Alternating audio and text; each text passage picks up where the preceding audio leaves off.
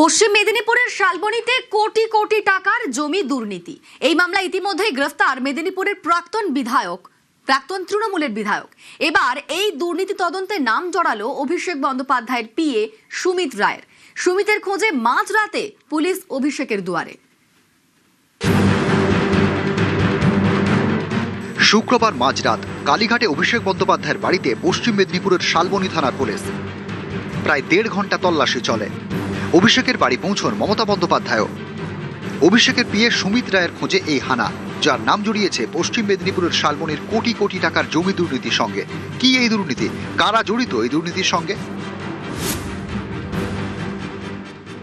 জমি দুর্নীতির সূত্র ধরেই প্রথমে গ্রেপ্তার মেদিনীপুরের সদ্য প্রাক্তন তৃণমূল বিধায়ক সুজয় হাজরা, আর তাকে জেরা করেই জেলা পুলিশ পৌঁছে গেছে কলকাতায়।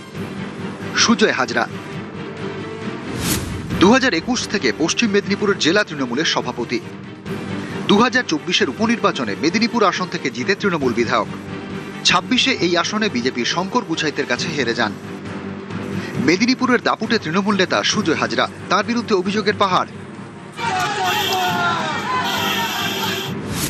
2019 থেকে নাকি জমি জালিয়াতির কারবার শুরু। অভিযোগ, প্রথমে সরকারি জমি দখল করা হতো, তারপর ভুয়ো নথির সাহায্যে জমির দলিল তৈরি, সেই দলিলের সাহায্যেই জমি বিক্রি।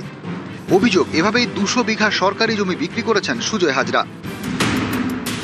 এ নিয়ে শালবনী থানায় একাধিক অভিযোগ দায়ের হয়। সেই অভিযোগের ভিত্তিতে 9টি ধারায় মামলা রুজু হয়, যার মধ্যে রয়েছে আইপিসি 420 ধারায় প্রতারণা, 467 ধারায় দলিল জাল, 468 ধারায় প্রতারণার উদ্দেশ্যে জাল নথি তৈরি, 472 ধারায় জালিয়াতির জন্য নকল সিল অথবা স্ট্যাম্প তৈরি, 406 ধারায় বিশ্বাসভঙ্গ বা কারো সম্পত্তি আত্মসাৎ করা, 120 বি ধারায় অপরাধমূলক ষড়যন্ত্র। পুলিশের দাবি, সুজয়কে জেরা করে অভিষেক বন্দ্যোপাধ্যায়ের পিএ সুমিত রায়ের নাম সামনে আসে।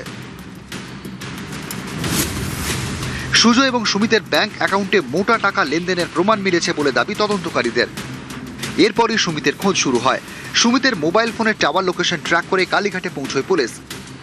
পুলিশের দাবি, সুমিতের মোবাইল ফোনের লোকেশন মেলে অভিষেকের বাড়ি এবং আশপাশের এলাকা থেকে। এরপরেই শুক্রবার মাঝরাতে অভিষেকের বাড়িতে পুলিশের অভিযান। নিউজ 18 বাংলা।